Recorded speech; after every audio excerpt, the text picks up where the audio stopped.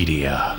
As consumers, we are bombarded by it at every turn, like the Incredible Hulk being bombarded by gamma rays. But what makes some media endure, while others are banished to the forgotten black hole of obscurity, never to be heard from again? Who or what decides this? Hetero life mates Steve and Yahel want to know, and they want to know now. This is Obscurity Now. What's up, ladies and gentlemen? Welcome to another episode of Obscurity Now, the show where we take a look at weird and almost forgotten pieces of media, and then we decide if they should be remembered for all of human history or tossed in the black hole of obscurity, never to be heard from again. My name is Steve, and I am one of the hosts, and with me is a guy who only poops in the bed on the second date. It's... This is Yahel, which you wouldn't know because right now on the stream I am currently a black void. Even though you promised me, Steve, live, you made a solemn promise, much like a marriage that ends in a turd on the bed, that you would fix my window. But that was for the theater, and I guess just like Amber Heard, you can't be trusted. Wow! There we go. Relevant, not obscure. Totally topical. Content. I love it. I mean, so much for being evergreen, but who needs to be evergreen? You can be ever brown. Yeah, ever brown. That's right. I'm doing well, Steve. My bed is defecation free thus far. That's great. Today, but... I remember you had a big problem with that when we lived together. Yeah. I remember, I was like, no, Steve, I need a decaffeinated coffee, not defecation. And you were like, oh. What a awesome, awful joke. I love it. Wow. Anyway, Steve, why don't we talk about what show shit the bed in terms of being remembered, I guess, because it's being covered on Obscurity Now. Now, that's not to say the show itself has shit the bed. That'll be for later on to determine. But wow, that's a pretty great transition there. You're on fire. I'm just gonna sit back and let you go. But no, yeah, Steve. In fact, just mute yourself the rest of the show. I'll be taking over from here. Today, we're of course discussing Cadillacs and Dinosaurs. No, go ahead, Steve. I feel lost. See what happened there? It even though you were locked in, the thing still moved. Anyway, we should stop talking about it because people who only listen have no idea what's going on. Yeah. As Yahel said, we are talking about Cadillacs and Dinosaurs, specifically the pilot episode to the 90s cartoon. But Cadillacs and Dinosaurs is much more than just a cartoon. What else is in the Cadillacs and Dinosaurs franchise there, Yahel? Well, there's comic books, obviously. But besides that, there's a couple of video games. I think there's only 2. Did I check to see if there were more than 2? No. Am I going off the 2 that I remember? Yes. You're right, though. You're right. If it wasn't for those games, we might not even have this cartoon. But more on that in just a moment. Yeah, there's the Cadillacs and Dinosaurs arcade beat 'em up that came out in 1993. And then there was a Cadillacs and Dinosaurs game for the Sega CD, which was kind of like an on-rails game a la... there's actually a game that's really similar to where you drive around in a car. But basically, you're kind of driving in the car, but you're not really controlling the car. You just have a cursor, you shoot at stuff, and if you do shoot at stuff right and you go in the correct directions, then the next correct animated sequence will play, or one where you die. It's kind of one of those games. And I believe it was that Sega CD game that brought the let's see, it would help if I got my notes up here. They got Steven DeSouza, who is the writer and the guy who basically developed Cadillacs and Dinosaurs as a cartoon.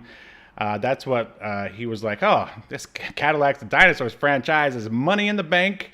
Let me purchase the rights and then make it into a cartoon, because I guess that's what everyone was doing.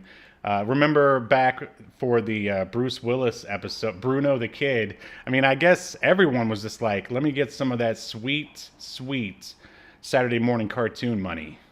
Yeah, and with the Sega CD game, there was going to be this is like kind of really getting to the weeds here, but there was going to be a version for the 3DO, but it never got released, which is unfortunate because the video quality on the 3DO is much better than the Sega CD. But it was made by this company called Rocket Science Games, which I could go on and on about. But one thing that I did find, I don't know if you found this little nugget of information. Elon Musk was at the time that the Sega CD game was made, he was an employee at Rocket Science Games as a programmer, and he worked on Cadillacs and Dinosaurs. What? Oh, that's crazy. Yeah. That is an interesting little nugget there. Wow, that did not pop up in my research. I must not have gone to the dark web like you did. Too busy defecating, Steve, I guess, to... Hey, when you gotta go, you gotta go. And we got to go on to, I believe, some production information. Wow, my God, you're just these transitions. They're giving me the vapors over here. So yes, let's. Yahel is completely taking control of the flow of the show, which is perfectly fine. So let's dive a little bit deeper into the pilot episode of Cadillacs and Dinosaurs. Welcome to your feature presentation.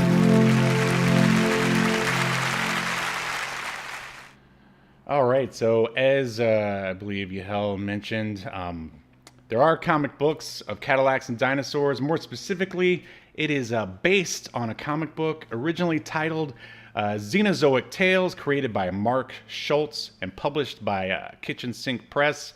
And I guess before we get any further into it, did you have any kind of history at all with either Cadillacs and Dinosaurs or Xenozoic Tales? I never read the comics. I remember the Sega CD game, of course. I remember playing that, and the arcade beat 'em up, which I love. The arcade beat 'em up was like really well received. Even to this day, like people really like that game. You can play it. I don't think it's available for sale anywhere digitally or anything like that, but it's you can play it on MAME via emulation. Just get your hand on a ROM and it runs perfectly.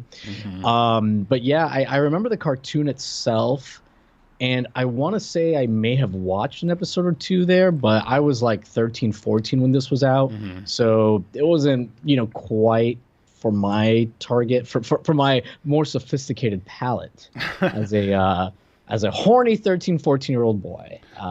Oh, you mean Hannah Dundee didn't do it for you? Yeah. We do have, by the way, here, Stadium Arts. He says, "Why, hello there." So I just wanted to welcome him. But what about your history with Cadillacs and Dinosaurs? Oh yeah, I caught the cartoon, and since I was 2 years younger than you, way more immature, obviously. I watched it and loved it. I wasn't quite sure about it at first. I was just sort of watching. I was like, this seems cool, but I've never heard of it before. Not like I heard about X-Men or Spider-Man. I guess that was before I really got into the indie world of comic books. And like after the cartoon sort of came and went, the comic books still kept coming out, and I read those as well. So yeah, I would say I'm something of a Cadillacs and Dinosaurs fanboy, although I never had any of the toys. I never knew about any of the games. Are you saying you actually played a Cadillacs and Dinosaurs like arcade cabinet somewhere? Yeah. Like where? I'm just curious. Oh, I don't remember where. Because I thought, if I'm not mistaken, I thought Cadillacs and Dinosaurs, the game, was never released in North America. Did they possibly have one in Puerto Rico? No, because I wouldn't have been in Puerto Rico there, but it may not have been released here, but it could have been imported. I mean, like Japanese arcade games and like that kind of stuff would get imported all the time. So, highly and vice probable. versa.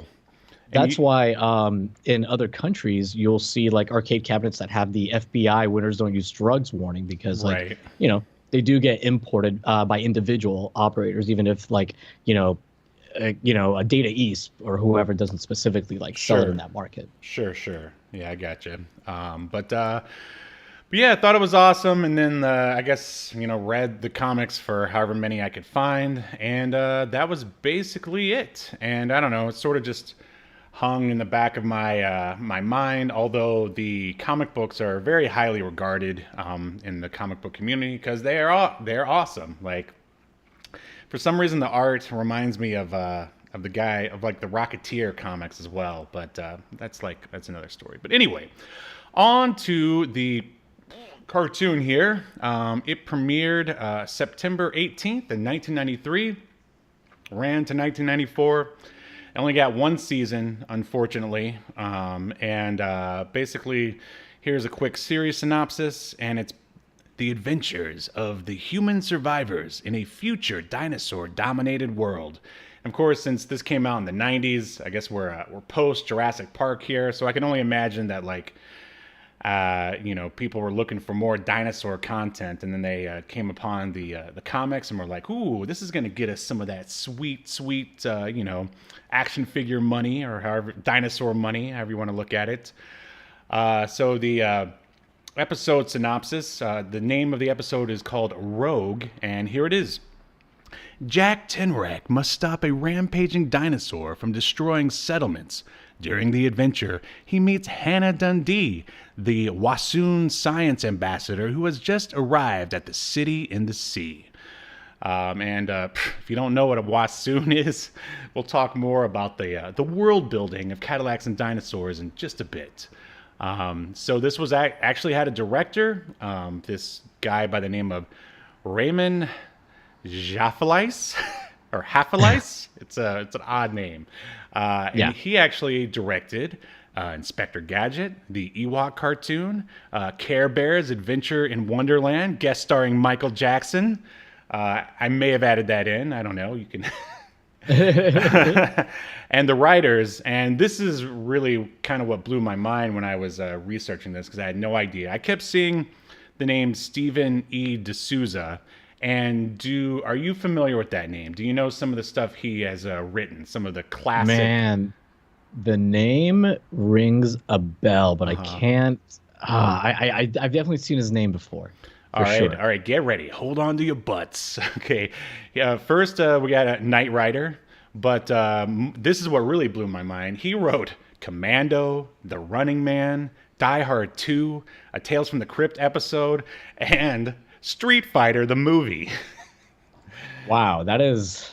That's a resume. Right, yeah. So, this guy's like, Mr. 80s action here. And, I think it's great that he stumbled upon Cadillacs and Dinosaurs and was like, this deserves to be a cartoon. And as you watch it, it definitely feels like something he wrote. And also credited on the IMDb is Mark Schultz, who I just said was the creator of Cadillacs and Dinosaurs. And it just says that it's based on his characters and concepts. And I was even on the fence whether to even include this guy. He was the story editor, Dennis Fordham. He worked on Care Bears Adventure, Tintin, and The Mystery Files of Shelby Woo on Nickelodeon. One of my favorite shows to have never watched. Or heard of. Sort of came and went, but... Anyway, this was produced by DeSouza Productions, Galaxy Films, and Nelvana, who's well known throughout the 90s cartoon world. Why don't you take us through that cast? Sure. I do want to say yes. Stry, aka Stadium Arts in the chat, had mentioned when we were talking about where I played the cabinet. He said probably Pizza Hut. It wasn't a Pizza Hut, but I do remember just because my family didn't go to Pizza Hut, but he just got me like thinking about how Pizza Hut used to be like a real restaurant. I know. How now that's obscure. Yeah. Kind of like because he has like one by his house that still does like the buffet and all that stuff. I'm like, man, that is an Obscurity Now quality Pizza Hut location. Oh, we need that. Watch out. We might just come visit you. Yeah. Just to go to the buffet. Yeah. All right, so let's get into this cast. So we've got David Keely as Jack Tenrack. David Keely is still acting. He's got a lot of stuff on his resume. Nothing in particular that I think anybody would really know him for. Never a guy in a starring role. I did see he was on some TV series called Copper. It looks like he was a regular on that, so maybe people know him from that. The other thing that he had kind of like a lot of episodes was something called Friends and Heroes. Okay. Never heard of it. So, yeah. But he's in stuff all the time. He's got something that came out this year. Cool. We've got... All I said was cool. Sorry. Yeah, well, just shut up, okay? I'm just kidding. All right, so we've got Dawn Greenhalgh, starring as Scharnhorst. Say that right? Just kind of like the villain. Dawn Greenhalgh was born in 1933 in China. Wow. She is still kicking and has a role this year in something called Great Performances. So she is still working. She was in Babar and the Adventures of Badu 2010 for a bunch of episodes, so maybe you know her from that, maybe you don't. But she was also in Babar in 1989, so she is reprising her role. You can't make a Babar movie or TV show without going through this woman first. Yeah, so she played Queen Celeste in the 1989 Babar and the 2010 version. I'm trying to think who's you can compare her to. It's like Kane Hodder, who used to always play Jason, I guess, in Friday the 13th. Yeah. Or what's his face? Mr. Optimus Prime.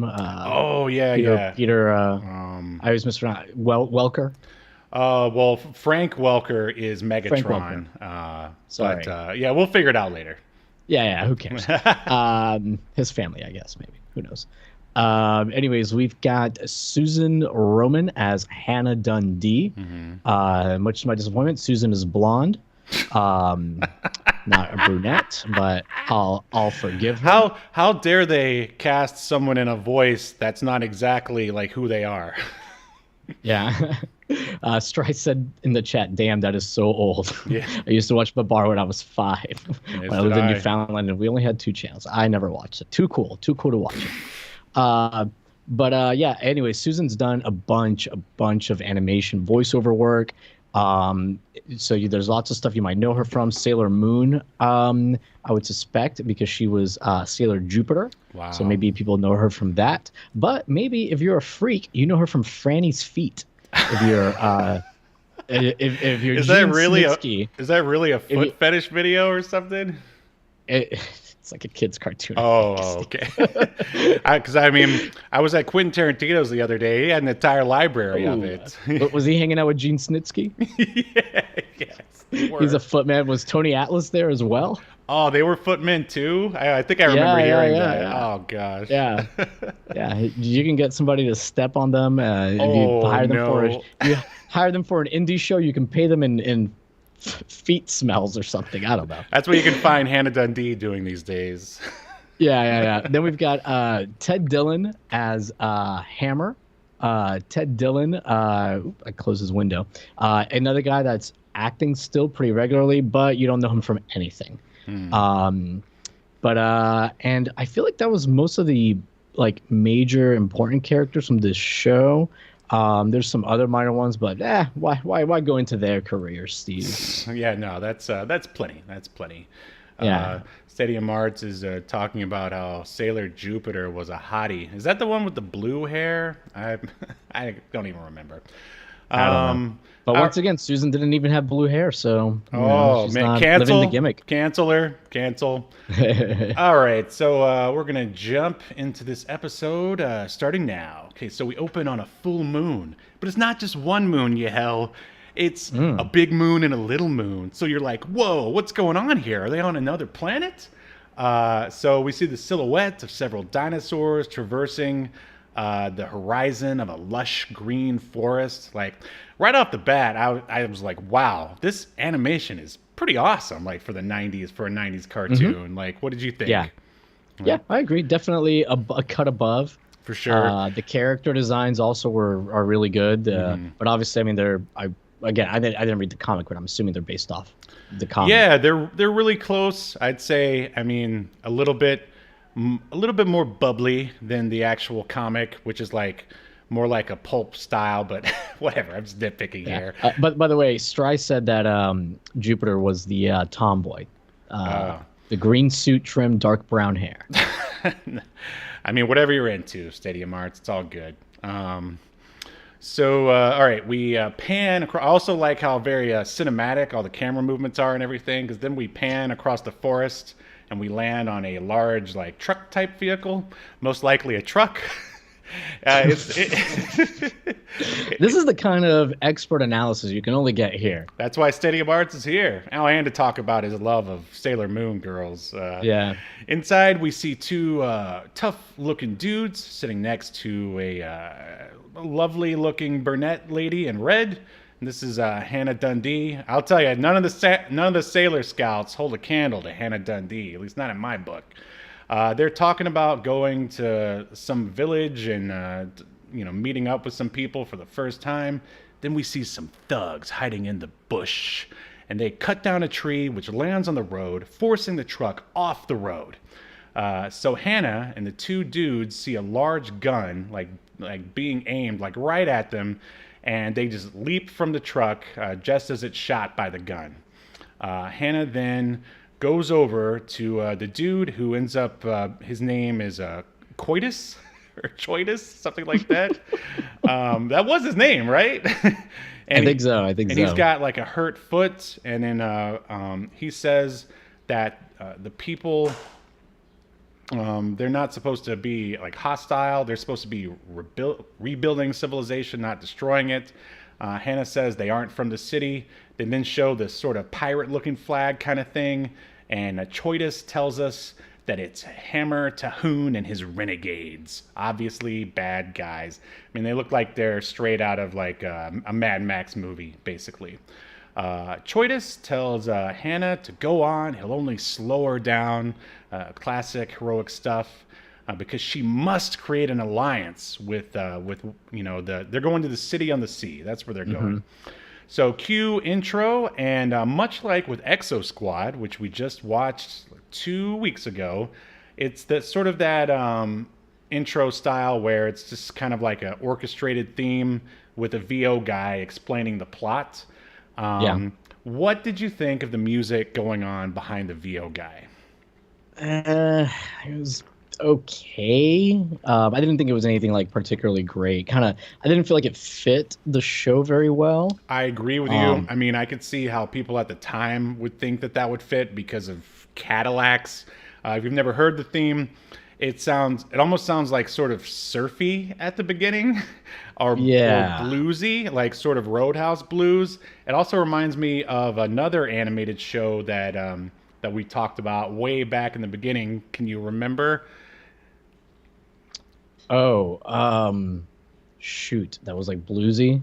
Yeah. I'm not gonna be able to. It's all right. It's Street Sharks. It reminded me of Street Sharks. Which both of them suck. So, I mean, they don't necessarily suck. It's just kind of cheesy. At this point, it's kind of cheesy, and I don't really think it fits either. Not a deal breaker or anything. It obviously didn't make me change the channel. So, cut to a man cruising the wasteland in a red Cadillac. He's got a smirk on his face. He looks like he's wearing a denim vest with the sleeves cut off that he stole from Razor Ramon. He sees a smoke coming from the town and kicks it into high gear. This man is Jack Tenrack. He is basically our lead protagonist, or co-lead if you want to include Hannah in there, but we'll see. Jack jumps out to help, but the townspeople turn on him. They say it's his fault because they said a shivets, which is their term for a dinosaur, or I think specifically a T-Rex. He told them to build a town here, that the dinosaurs won't bother him, but this dinosaur is out there and he's wreaking havoc. Jack gives them a lecture about the balance of nature with, like, I guess, human living, very Captain Planet kind of stuff. And Jack says if the dino comes back, he'll destroy it. Any thoughts or comments so far, Yahel? No. I mean, it's pretty nice, as you were saying before we started, pretty nice little bit of world building that they do here. And clearly establish kind of like our hero and the things he cares about. So yeah, pretty good. Yeah. Now going back to, so they called this T-Rex a shivets. Like, there is a lot of like sort of weird world building jargon that goes throughout the episode. And I even remember watching it, I don't know, as a 12-year-old, and I'm just like, what the heck are you talking about? But it's okay because there's still plenty of action. and like awesome dinosaurs and cars if you're into that sort of thing. Anyway, cut to the Renegade base.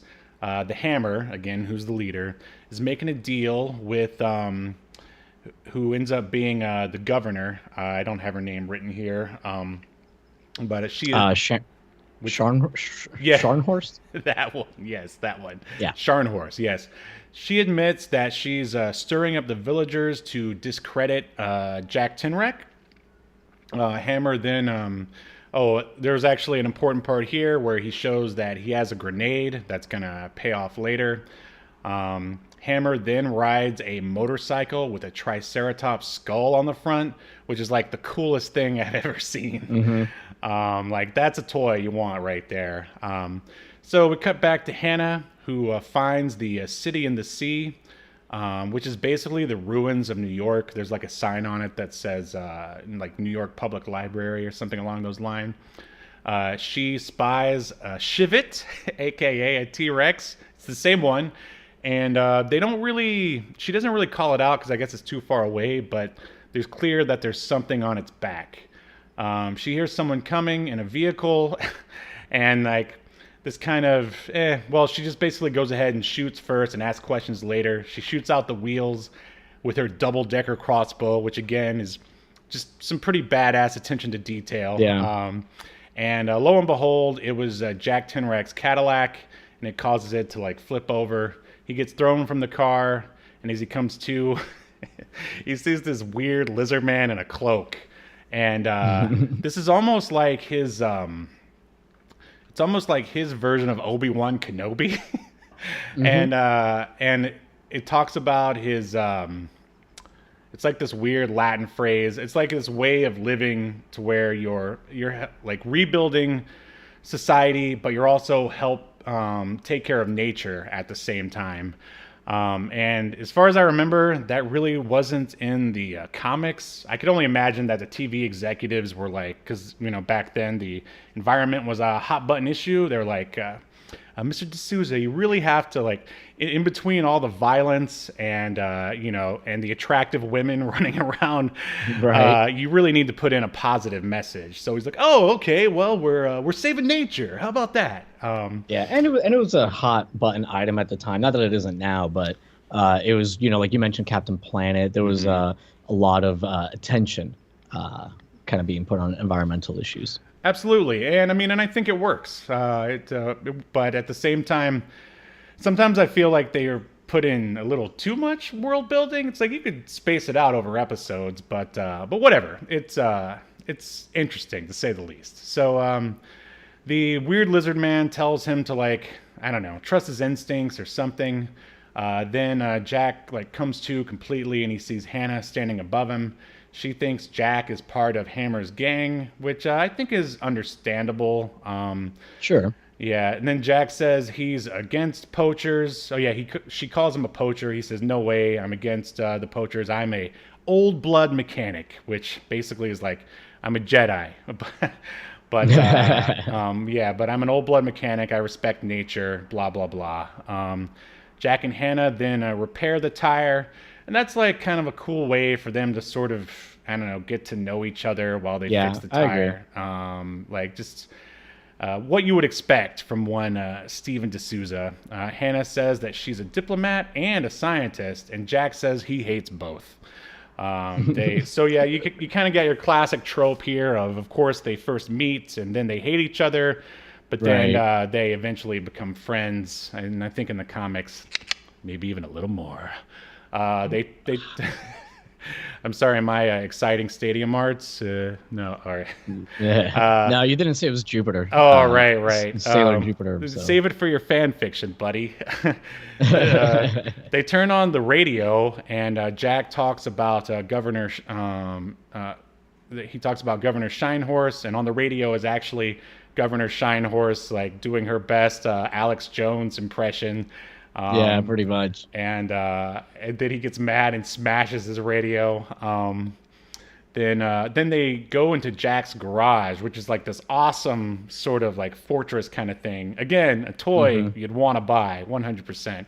Right. Inside is like one of his I don't know, friends or whatever you want to call them. It's Mustafa. We also meet Hermes, which is Jack's pet T-Rex. Hannah sees smoke once again from the same village as before. Jack uses a telescope to see that once again that the Shivit, aka T-Rex, has returned to wreak havoc on this village, and he arms himself and says he's gonna have to put it down. And of course, Hannah and Mustafa want to come, and he's like, "I don't want an audience." Yeah. Again, all stuff that makes sense. So they then show the female governor. She was the one who was meeting with Hammer. Again, Shine Horse. They get into the Shivit is attacking, and she says she can now do whatever she wants because the villagers no longer trust Jack. Basically, she's like your typical evil politician, wants to, tear down forest, kill a bunch of animals, and that's just not. Yeah, she like wants to expand like into like all these like forest areas and build a Disney park out there, I bet. Yeah, pretty much. She's your she is like very much like a Captain Planet villain. Oh, I thought you were gonna say Ron DeSantis. That'll work. Yeah, we know about him out here. So Jack shows up to take down the Shivits. As he's setting up, he once again sees the weird old frog guy. He says that the old blood can't take a life, but to not turn your back. And this is the name of, I guess, his weird sort of Jedi thing, the Macchiato Vitae. That's what it's called. Yeah. So again, a lot of weird words that some 12-year-olds are probably not going to remember. Anyway. Right. So Jack takes aim, and as he's looking through the telescope, he sees the tracker in the back of the dino. He jumps on the back and he pulls off the tracker. And actually, I keep writing that it was a tracker. It's not really that. It's a it was like emitting like a high pitch sound that was making the dinosaur go crazy, but only a sound that only the dinosaur could hear. Although Jack does say that I could barely hear it myself. So I don't know if the implication here is that, because of his mysterious Jedi-likeness, that he's got some heightened senses, I guess. Right, exactly. So the dinosaur leans in to eat him, but then at the end, I guess his regular instincts. They kiss. Yeah, they kiss. And then he just trounces off into the forest. So Hannah and Mustafa show up. Hannah says it's a short-range receiver, and whoever is using it must be very close. Cut to two renegade thugs, and they have a receiver of their own. Hannah and Mustafa take him down. Jack confronts Hammer, and they fight. And I thought the fight scene here was pretty awesome, especially for like a 90s kids cartoon. Yeah, not bad. Sounds like your laundry's done. Sorry about that, Steve. Right. My bomb just went off. Yeah, sorry, I forgot that I had the buzzer. No worries. Hammer throws the grenade, which we saw from earlier in the episode, right at Jack. Then it explodes, knocking him down. Hammer then goes to finish Jack off. Whoops, I said that wrong. But Jack in this part I thought was kind of lame. I imagine, again, there was probably like, studio executives maybe who took a little umbrage with maybe too much violence. And so rather than like having a knockdown, drag out, like final battle with the villain, Hammer, Jack, like almost like the scene in Jurassic Park where Alan Grant tells that little kid about how like the raptor is going to come and like, slice him up and eat his guts and stuff. Mm-hmm. He basically does the same thing to the villain here. And Hammer gets scared and runs away, which is pretty lame, but everything's been so good up to this point. I mean, you just kind of have to let it slide. Jack then confronts the governor in her office.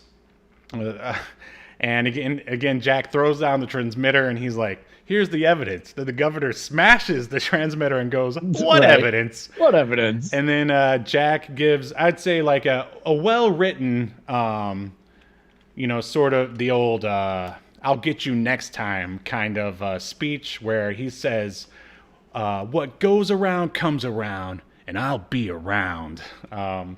Which I'd say is pretty decent for Saturday morning cartoon writing. Yeah. And that is basically the first episode, aka pilot episode of Cadillacs and Dinosaurs, aka The Rogue.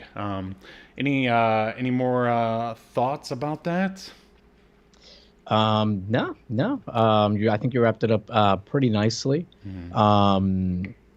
Yeah. I really don't know what else I could add to your beautiful description, Steve. You really hit all the high notes. Well, and the I low mean, notes, and the medium notes.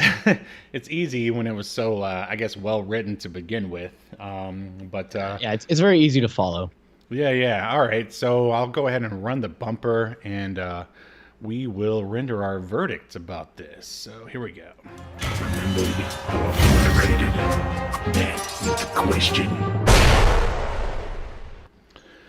So, Yahel Velazquez, do you think that Cadillacs and Dinosaurs, the cartoon pilot, should be tossed in the black hole of obscurity, never to be heard from again, or remembered for all of human history?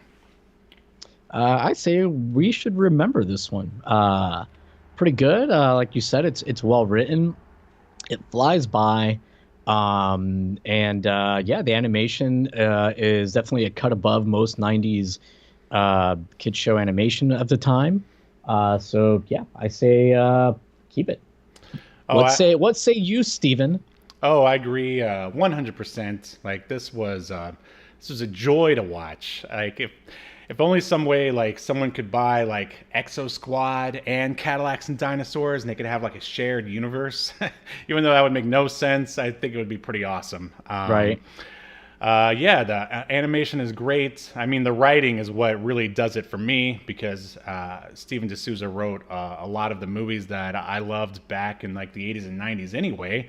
And I feel like this is sort of his like a PG version of like a lot of the stuff that he did. And out of all the sort of like properties he could have, picked, I'm glad he picked this one because, I mean, I love the concept of Cadillacs and Dinosaurs, just these awesome cars driving around like freaking dinosaurs. It's pretty sweet.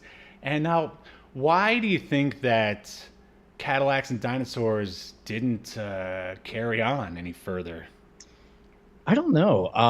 Again, I wasn't watching at the time, and I wasn't watching a lot of like kids cartoons at the time either. So I don't know. I guess it's hard for me to say like why.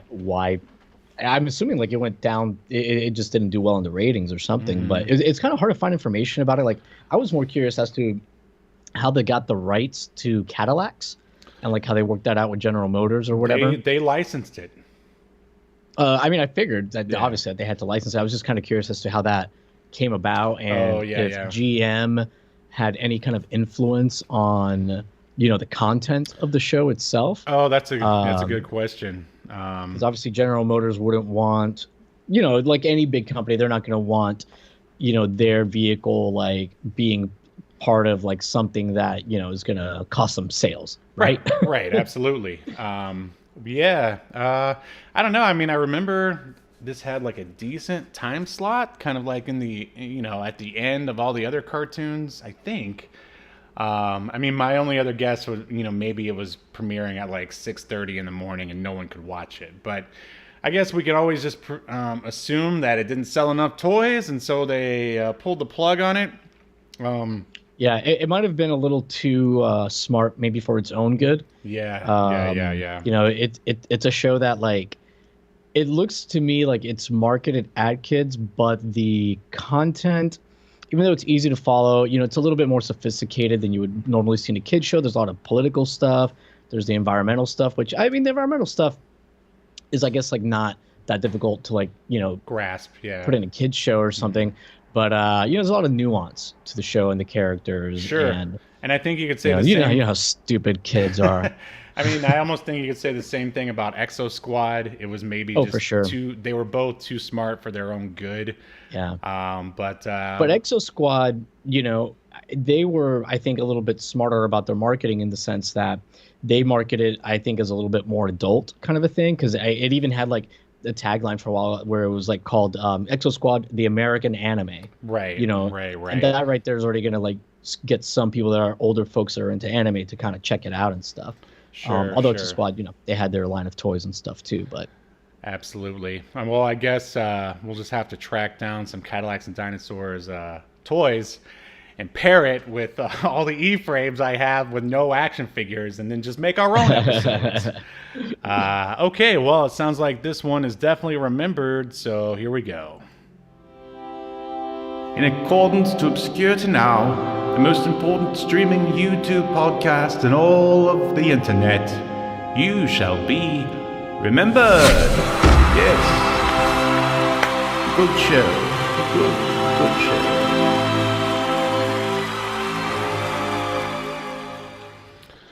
All right. Yeah. I wanted to, like, after I watched that first episode, I immediately wanted to watch more.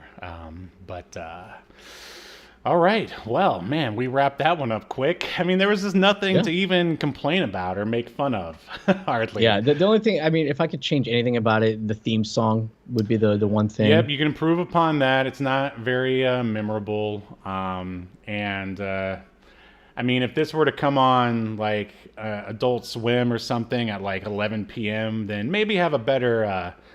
sort of in battle or resolution between Jack Tenrack and the Hammer, other than, ooh, I'm going to scare you with the fact that, dinosaurs have your scent, and, you get what I'm saying. Yeah. But, well, anyway, happy 50th episode. I don't know if this is something worth celebrating, but, 50 episodes in the can. How does it feel? It feels delightful, Steve. Like you ever defecate? And I knew it. You ever take a shit on someone's bed? It feels like that. You ever have like an immaculate poop where you just like you just like feel like I don't even need to wipe on this one. Like it's so like clean, and that's how I feel. Although I'm a bidet man, so I mean I don't really have to worry about wiping per se. But this episode really went into the gutter. But well, here's to 50 more. Cheers. And another thing to celebrate is that if you've been watching us for a while, I've been talking about the creation of my comic book, Escape to Earth. Well, last night around midnight, the Kickstarter went live. So no more excuses. Go there and throw all your money at it.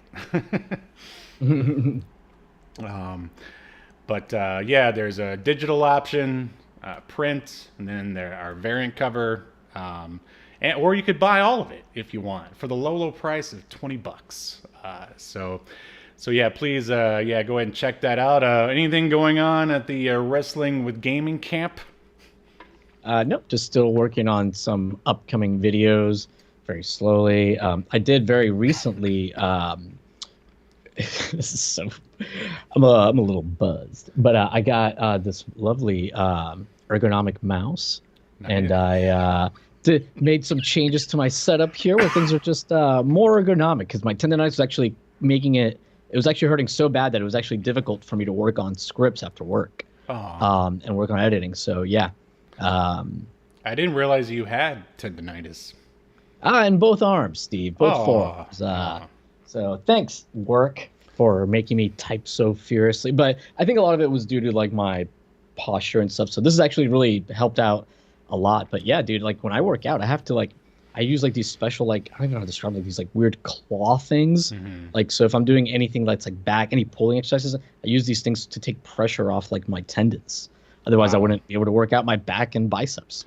I thought you were going to blame it on your years in the ring, the dark side of the ring, that is. I wish. But anyways, what about you, Steve? Well, I guess we already talked about what's going on with you. Yeah, I went ahead and decided to make myself first this time. Well, good for you, Steve. Well, usually I have... Yeah, how do you feel? You feel like a big man? No, more, I mean... I'm excited. And defecate on a bed. Yeah, well, if we get fully funded, I will defecate on a bed. Is that one of the tiers? One of the rewards? Full defecation. If you donate $1,000, Steve will come and defecate on your bed. That's right, everybody. Escape from Your Bed is the sequel to Escape to Earth. It wasn't a tier before, but it is now. I guess also I was on the Cheap Seat Reviews movie podcast talking about Watership Down, the most depressing talking animal movie probably in film history. They call me in for the hard ones, I guess. So there'll be a link to that in the description. And all right, we will close out the show with the Escape to Earth trailer. Once again, check out the Kickstarter, and we will see you next Sunday when we will be discussing the Tick Mother's Day special. Comic book, that is. Yep, that's right. It's a comic book episode, and I expect to see each and every one of you there, brother. All right, Jesus. We did have Chris Perry also in the chat. I didn't want to miss saying hello to Chris, but yeah, we will see you guys for Mother's Day with the Tick. Just like your mother has always wanted your father to bring to her, but he doesn't really love her anymore. He doesn't get her anymore the way he used to. And like, but don't worry, we're gonna give your mother what she wants next Sunday. She's like, she opens up the box and she's like, roses, diamonds. I wanted the Tick, damn it! Get out! And now we'll get out. Thanks again for listening, everyone. Like, share, subscribe, tell all your friends, and we'll see you next week. Bye-bye. Bye. You've been enjoying Obscurity Now, a podcast that's recorded live to tape and streamed to Twitch and YouTube. Subscribe so you never miss an episode or hilarious quip. Take us with you by following the download links provided in the show notes to wherever you get podcasts. And take notice of our various social media links. If that's what you're into, I'm not here to judge. And make sure you join us live next week at 6 p.m. Eastern, 3 p.m. Pacific as we continue to discuss more obscure media only on Obscurity Now.